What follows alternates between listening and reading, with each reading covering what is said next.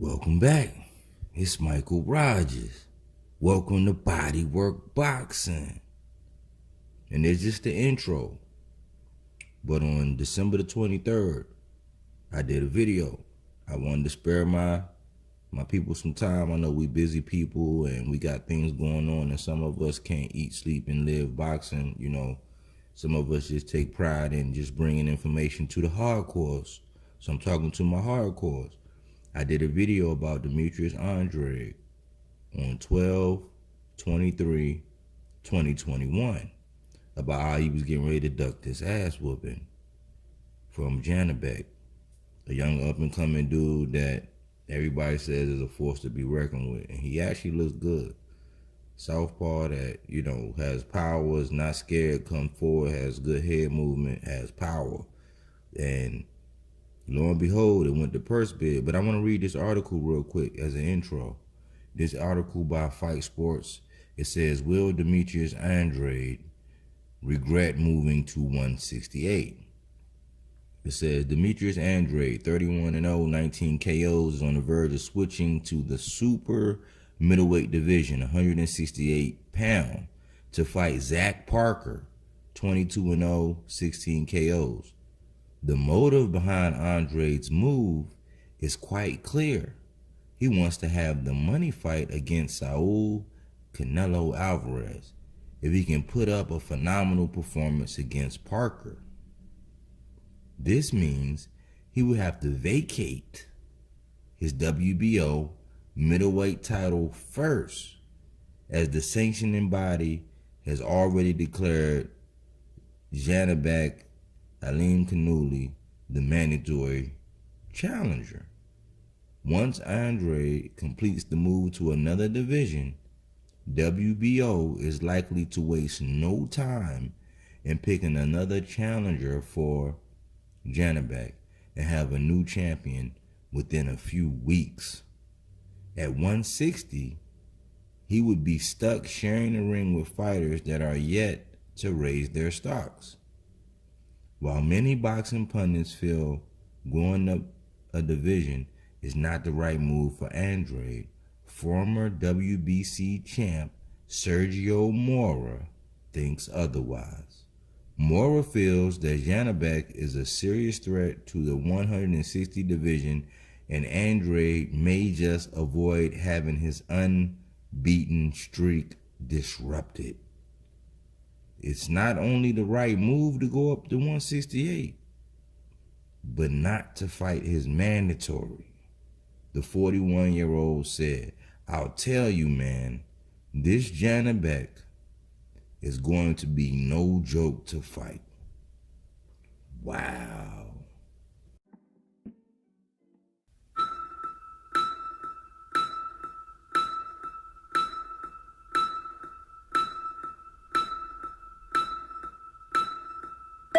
When I was a casual, I thought as a casual, I spoke like a casual, and I looked at boxing like a casual.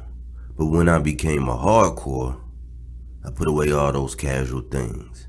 This is Michael Rogers, and welcome to Bodywork Boxing.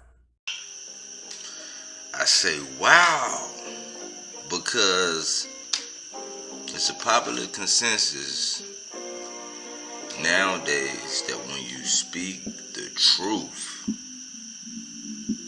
hear me close, when you speak the truth, truth is the new hate. Why you say that, Mike? Because I did a video on December the 23rd of 2021 about how Demetrius Andrade was going to duck this dude Janibek, you know, the Kazakh style, you know what I'm saying? The dude looks serious, and I said that this man was going to duck. And so Sergio Mora, who works for DAZN, we connecting the dots, HEARN's network, and I've been pointing out the flaws in HEARN. Whenever I speak about Devin Haney, you know, I activate militaries and shit, you know what I'm I'm saying? But I'm not even gonna go there. You know what I'm saying? This is for my hardcores, the people who know that, you know, I don't have a hater bone in my body. I have no reason to. I have peace in my life. I just love this boxing stuff, and I actually follow it close. It keeps me out of trouble. You know what I'm talking about? So, I've been following Demetrius Andrade, and I don't hate Demetrius Andrade. My whole thing is that a lot of people, when they talk about boxers, right, they're one-sided in their views. So if they rock with you, they're going to cap for you. They're going to omit facts. They're going to withhold, like, you know, crucial evidence to plead your case. They're going to go overboard, you know, and everybody that follows them, they're going to follow suit. But when they don't like you, they're going to go extra hard. They will omit facts that will help plead your case. And my whole thing is that when it comes to the fighters that I rock with, like the CHARLO'S of the world, you know, like they'll take Demetrius Andrade's side, right? And then on a promotional side, even though we know all promoters do, you know, we don't really know how promotion works. I mean, we have an idea, but the behind the scenes stuff we don't. And those of us who are privy to how it works, if it doesn't cater to their favorite fighter, they're not gonna let you know either. So we're at a handicap. You know what I'm saying? Just like in golf. Whatever your handicap is, that's what it is. You just gotta improve your handicap. Well, your handicap improves when you get the information, right? So I've been tracking Demetrius Andrade. And if you look, you would think that I actually hate Demetrius Andrade. Just like you would think I would hate Devin Haney. However, the linchpin on that is the Zone and Mr. Eddie Hearn. Because there's two Eddie Hearns out here. And I got to reiterate that every time I do a video. It's the Devin Hearn, it's the Eddie Hearns that can't do anything wrong and has all the money and the contract is all kosher and copacetic when it comes to Devin Haney. But then it's the Eddie Hearn that, oh, when it came to Wilder and Joshua, he's a snake. When it comes to Dillian White, he's a snake. And then it's the Eddie Hearn that everybody can see, but they pick and choose only to take up on Mr. Al Heyman. So we pick and choose how we do things, right? This video is about Eddie Hearn and what I believe his ill advisement of Demetrius Andrade. Demetrius Andrade is a young black brother. I'm like 10 years his senior. Why would I hate on a man? He got locks like me. Looks a lot like, you know what I'm saying? He look like me. How can I hate somebody that looks like me? Probably thinks a lot like me. I don't know him personally. He's from the East Coast as well. Why would I just randomly hate? We just gotta get into a habit of, no matter how much we like or don't like, we just gotta keep a habit of keeping it straight down the middle and keeping everything even killed and calling a spade a spade. Cause when you get on that spade table, right, and somebody renege, you can be like, oh, well, they didn't see it. You know, they didn't know what was played. And no, a renege is a renege. And the spade is a spade. And what Demetrius Andrade is doing is a duck. This article that I just read came out 2 days ago. Right? But I told you guys about this back in December, that this man was going to duck. Who does he work with? Eddie Hearn. Who advised him to do that? And I didn't even go all the way into it, but I seen an article earlier today about how Canelo Alvarez was telling Triple G, I already waxed that ass. So basically he's eliminating that. Even though I really think that they actually playing Jamal Charlo in this whole thing, I think they're using them for clout. And whetting our appetites with a fight that everybody's been wanting. And a sidebar, man. All these Canelo fans, man, who keep jumping in all my videos that have anything to do with Charlo, anything to do with Canelo, stop wasting your time and telling me these stupid ass, they not even Snapple facts about Canelo Alvarez. You have people that actually want to see that fight. If we didn't know their records, if we didn't know the history, if we just saw them and saw their style, you know, in sparring. Let's just say in sparring, we just saw their two styles, and people were saying these are two of the best. Some people just want to see that fight, so stop wasting your time. However, everybody goes all out on one Jermall Charlo, saying that he's focusing his whole career on one Canelo Cinnamon Ginger Alvarez. Yet, they stand by and they stay mute when it comes to Demetrius Andre doing the same thing. What Demetrius Andre could have done, he could have put a halt to this guy, Janibek. Instead, he's giving up his belt.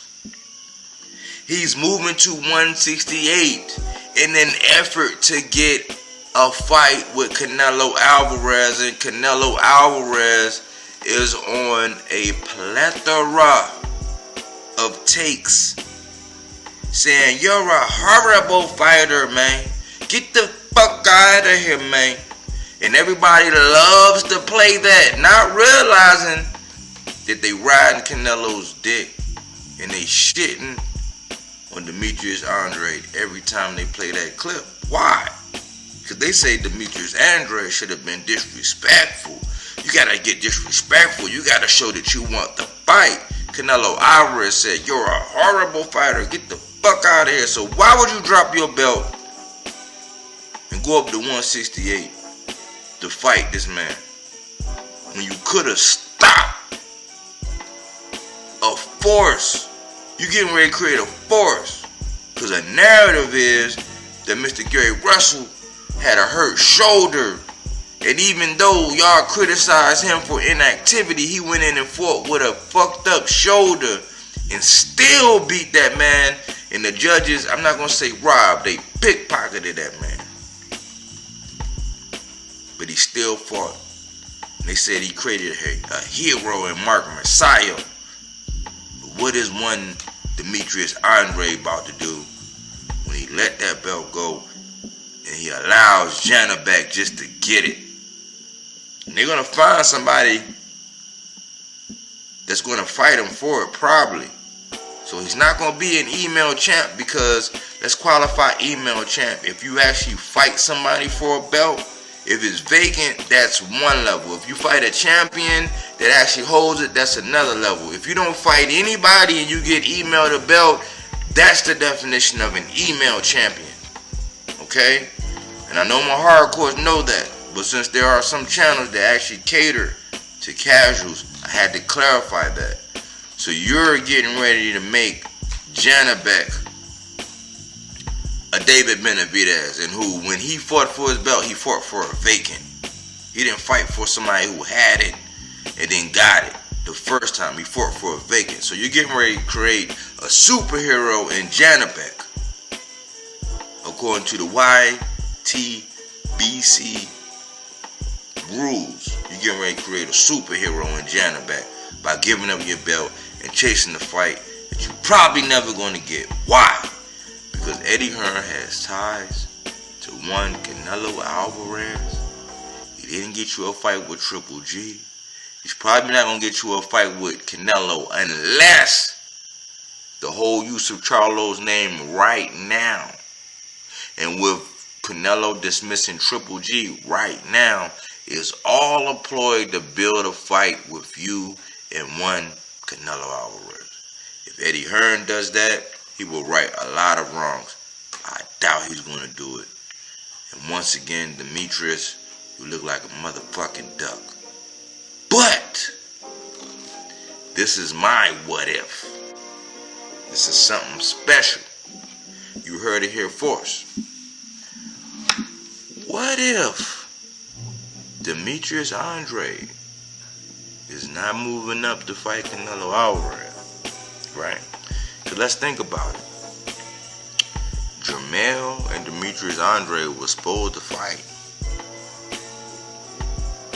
Think about it. They were supposed to fight at 154. A week before, Demetrius Andre pulls out, right? And so now Jamal and Andre is at 160, and everybody's saying, "Oh, why y'all just gonna stand around the wall and wait for Canelo Alvarez?" And Jamal catches all the flack for not making the fight, even though he's been wanting Triple G. No Triple G hate, no Triple G smoke, no Triple G slander. He can just go fight the Murata. Murata never called out Charlo, but they put all the pressure on Jamal Charlo to fight Demetrius Andre, right? But what if, and I'm not from Texas, I'm not down there, I don't have the inside scoop, but what if Jermell told Jamal, you know what, don't worry about Andre, I'm about to get this undisputed. When I get this undisputed and I move up, I'm going to tax that ass.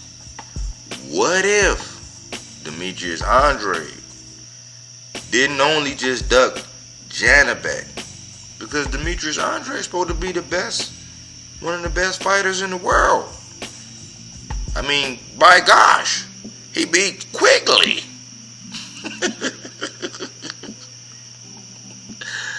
I mean, no Korobov. I mean, he don't got nobody. I mean, they say that Munguia didn't fight him and he's been in mandatory forever, but I mean, still, truth be told, man, Demetrius Andre is pulling a Devin and a Terrence Bud Crawford all at the same time. One of his biggest challenges to date was getting ready to face him in Janibek, and he ducked that smoke. But what if it really wasn't about Janibek? What if the twins said, you know what? What if Ma said to Mel, you know what, I'll fight him. But what if Mel said, you know what? Nah, wait. Because if I get past Castaño and I get undisputed, I know Earl coming up. You know what I'm saying? Even though Earl said he'll fight Mel, who knows how Mel feels about that? So what if the plan, because Maul has his eyes set on Canelo to move up.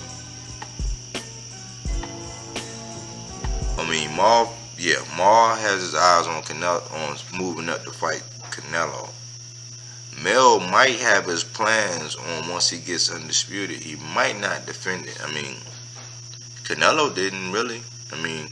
Unless he fight Maul, he really wasn't going to defend it. He was going to go up to cruiserweight and fight Makabu, right? But we see what kind of fighter Makabu was after last weekend, right? But what if Mel was like, nah, you know what I'm saying? Save him for me. Let me tax that ass. Let that be my welcoming party up there to 160. So what if Demetrius Andre not only ducked Janibek, but he ducked the original Charlo smoke that he should have got? Who am I? You know what I'm saying? I'm a little chihuahua with a little channel. I do appreciate my subscribers. Hey, regardless of, the naysayers, regardless of the people that bite my content and still come out and do, all kind of videos and talk all kind of shit and use my content, regardless, we still growing, baby. So I want to say all subscribers matter. We always got to feed the clones. And I thank you for enjoying the show. A like is a super chat. A share, man, who knows what a share can do. You heard it here first. Body work. All right, I believe you. But my Tommy gun don't. Get down on your knees and tell me you love me. My word, I do what I do. He knows what I'm about to tell him right now. It's Mr. Keep running your mouth. That's what I do. I just feel like I'm the champ, and the end of the day, I'm just a fighting motherfucker. It doesn't matter. Inside, outside, I can just fight. So I just feel like if it gets down to the wire, we gotta lock it up, I'm out on top. Hey, look, as you can see how I'm looking, I stay solid. I'm always solid. I stay fucked solid up, man. You know what I'm saying? To the fans and all that. You got outside the ring. I'm a fighter, like I said before. Ain't no safety on the clock, so